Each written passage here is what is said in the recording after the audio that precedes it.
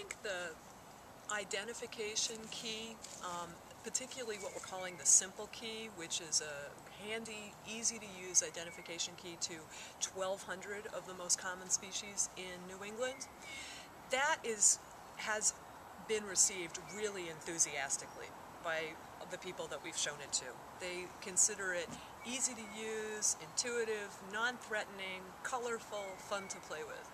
And so I think at least initially that's going to have a big impact, because there are other online keys to different floras, and they're all quite nice, but they don't have the kind of interactivity that this one does. So I think initially that's going to make a real splash.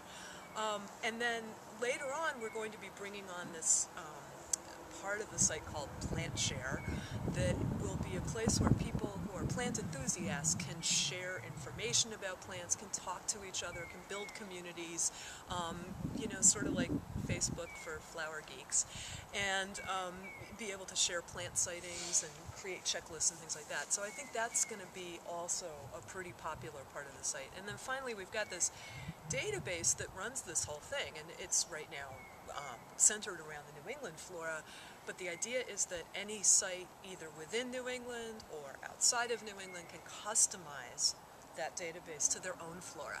And so I think when we really hone that technology, these different institutions all over the country, or in Canada, or Europe, or wherever, can actually use the software and the database structure and the technology to develop their own interactive floras. I think probably that in addition to what Elizabeth said, I think that the fact that teachers are going to be able to use this. I'd like to see, this is in the informal science education division of the National Science Foundation, and that's where the funding came from. So it's nature centers, informal situations, teaching situations. But I think that this could be used in formal school situations without any trouble whatsoever. And I'd like to see it picked up by various school systems if possible. I think that it's very hard to break into a curriculum in a school, but I think once people see this in the future, that might well happen.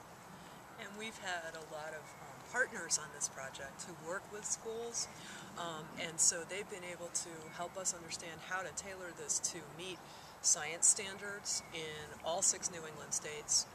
They already have gotten teachers excited, so I think we're going to actually see this used in a lot of classrooms.